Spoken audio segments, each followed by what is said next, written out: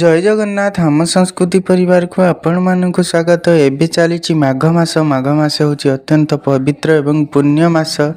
ଏହି ମାଘ ମାସ ଶୁକ୍ଳପକ୍ଷ ପଞ୍ଚମୀ ତିଥିକୁ ଶ୍ରୀ ପଞ୍ଚମୀ ବା ବସନ୍ତ ପଞ୍ଚମୀ କୁହାଯାଇଥାଏ।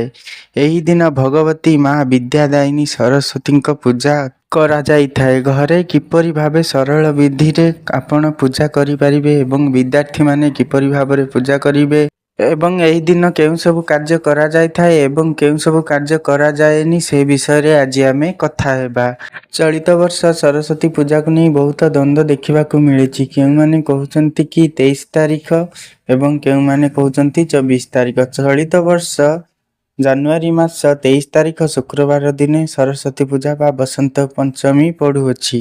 ଆପଣ ଯେଉଁଠାରେ ପୂଜା କରିବେ ସେହି ସ୍ଥାନଟିକୁ ଗଙ୍ଗା ଜଳ ଶୁଦ୍ଧ ଜଳରେ ପରିଷ୍କାର ଭାବରେ ପୋଛାପୋଛି କରିଦେବେ। ଚିତା ମୁରୁଜ ଯାହା ବି ଆପଣ ଅଙ୍କନ କରିପାରିବେ ଏବଂ ସେଠାରେ ପ୍ରଥମ ପୂଜା ଆଗରୁ କଳସ ସ୍ଥାପନ କରିବେ। କଳସ ସ୍ଥାପନା ବିଧି ତ ଆପଣମାନେ ଜାଣିଛନ୍ତି। ପ୍ରଥମେ ତ୍ରିକୋଣ ମଣ୍ଡଳ ବା ଅଷ୍ଟଦଳର ପଦ୍ମ ଅଙ୍କନ କରି ସେଇଠାରେ ଶୁକ୍ଳ ଧାନ ନହେଲେ ବିଭିନ୍ନ ପ୍ରକାର ଶସ୍ୟ ଅରୁଆ ଚାଉଳ ଅକ୍ଷତ ଇତ୍ୟାଦି ରଖି ତା ଉପରେ କଳସ ବସାଇ କଳସରେ ଶୁଦ୍ଧ ଜଳ ଗଙ୍ଗା ଜଳରେ ପୂର୍ଣ୍ଣ କରି ସେଥିରେ 5-7 ପତ୍ର ବିଶିଷ୍ଟ ଆମ୍ବ ଡାଳ ଏବଂ ପାନପତ୍ର ଦୁବ ବରକୋଳି ପତ୍ର ଫୁଲ ଅକ୍ଷତ ଚନ୍ଦନ ସିନ୍ଦୁର ହଳଦୀ ବସ୍ତ୍ର ନୂଆ ପଇତା ଅର୍ପଣ କରି କଳସ ସ୍ଥାପନ କରିବେ ଏବଂ କଳସୀଙ୍କୁ ଧୂପ ଦୀପରେ ଆଳତି କରିବେ। ତାପରେ ମାଙ୍କ ଆସ୍ଥାନ ସଜାଡ଼ିବେ। ମାଙ୍କୁ ସେଠାରେ ଫଟୋ କିମ୍ବା ମୂର୍ତ୍ତି ଥାଏ ଯଦି ବସାଇ ନୂତନ ବସ୍ତ୍ର ଅର୍ପଣ କରିବେ ଏବଂ ଅଳଙ୍କାର ବିଭିନ୍ନ ଭାବରେ ସଜାସଜି ଆପଣମାନେ କରିପାରିବେ। ଫୁଲହାର ଇତ୍ୟାଦି ଅର୍ପଣ କରି ମାଙ୍କୁ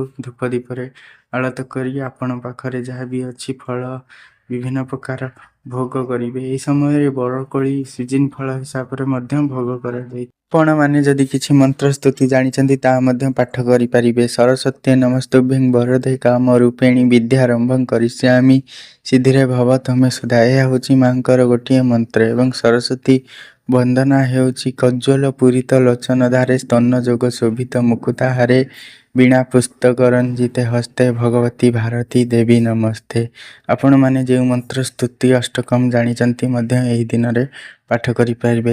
ଯେହେତୁ ଅତ୍ୟନ୍ତ ପବିତ୍ର ଦିନ, ଏହି ଦିନରେ ନୂତନ ଜାଗାରେ ଶୁଭ ଦେଇପାରିବେ ଏବଂ ଗୃହ ପ୍ରତିଷ୍ଠା ବ୍ରତ ଘର ବିଭିନ୍ନ ପ୍ରକାର ଶୁଭ କାମ ଏବଂ ଛୋଟ ପିଲାମାନଙ୍କୁ ଖଡ଼ି ଛୁଆଁ ଯାଇଥାଏ। ଏହି ଦିନରେ ଆମିଷ ପିଆଜ ରସୁଣ ଏସବୁ ଠାରୁ ଦୂରେଇ ରୁହନ୍ତୁ ଏବଂ ଠାକୁରଙ୍କ ପ୍ରସାଦ ଏବଂ ସାତ୍ତ୍ୱିକ ଭୋଜନ କରି ଦିନଟିକୁ କାଟନ୍ତୁ। ଏହି ଦିନରେ ଯେତେକ ଦାନ ଦକ୍ଷିଣା ଶୁଭ କାମ ଆପଣମାନେ କରିପାରିବେ।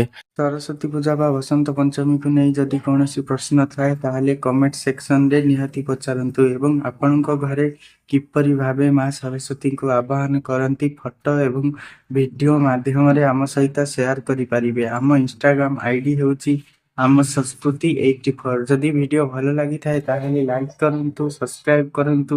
ଯଦି ଲୋକମାନଙ୍କ ପାଖରେ ପହଞ୍ଚାଇବାକୁ ଚାହୁଁଛନ୍ତି ସେୟାର ମଧ୍ୟ କରନ୍ତୁ। ପୁଣି ଆସିବି ଏପରି କିଛି ନୂଆ ଧରଣର ଭିଡ଼ିଓ ନେଇ। ଆଜି ପାଇଁ ଏତିକି ରହୁଛି। ଜୟ ଶ୍ରୀ ଜଗନ୍ନାଥ, ଜୟ ମା ସରସ୍ୱତୀ।